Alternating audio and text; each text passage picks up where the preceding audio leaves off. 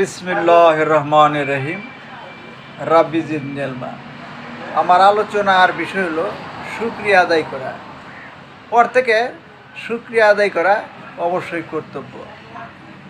আল্লাহ শুকরিয়া আদায় করার নির্দেশ দিয়েছেন।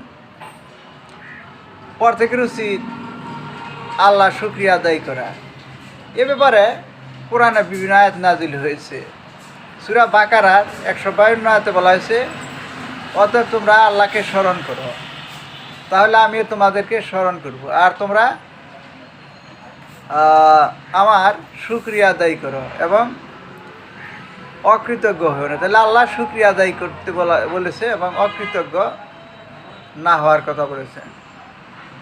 সূরা বাকারার 172 আয়াতে বলা হয়েছে, হে ঈমানদারগণ, আমি তোমাদেরকে জীবিকা হিসাবে যা দান করেছি সেই পবিত্র বস্তু সমূহতে খাও এবং আল্লাহর কৃতজ্ঞতা প্রকাশ করো যদি তোমরা তার ইবাদত করে থাকো। তাহলে হে ঈমানদারগণ, আমি তোমাদেরকে জীবিকা হিসাবে যা দান করেছি সেই পবিত্র বস্তু সমূহ হতে খাও এবং আল্লাহর কৃতজ্ঞতা প্রকাশ করো যদি তোমরা তার ইবাদত করে থাকো। সূরা আনফালের 26 বলা হয়েছে, তিনি তোমাদেরকে উত্তম বস্তুসমূহ জীবিকা হিসাবে দান করেন যা তোমরা কৃতজ্ঞ হও। তাহলে আল্লাহ তিনি তোমাদেরকে উত্তম বস্তুসমূহ জীবিকা হিসাবে দান করেন যা তোমরা কৃতজ্ঞ হও।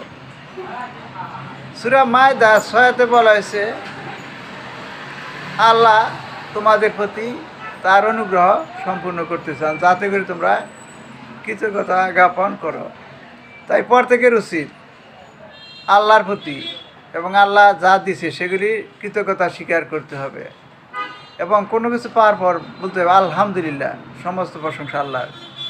যে ব্যক্তি নিষ্ঠার সাথে আল্লাহর প্রতি ঈমান আন করে এবং তাকে রিজিকদাতা মনে করে, সে কখনো আল্লাহকে ভুলে থাকা লোকদের মতো সংকীর্ণ মনের পরিচয় দিতে পারে না। তাই প্রত্যেকের উচিত এই আল্লাহর কাছে কিছু পাওয়ার পরে আলহামদুলিল্লাহ বলবে, সমস্ত প্রশংসা আল্লাহ। সে অনেক রিজিক লাভ করলে অহংকার মত্ত হয় না, বরং আল্লাহর শুকরিয়া আদায় করে এবং আল্লাহর সৃষ্টির প্রতি মমতা ও ঔদার্যপূর্ণ ব্যবহার করে। সে কখনো আল্লাহর সম্পদ দিনের পথে ব্যয় করতে কুণ্ঠাবোধ করে না।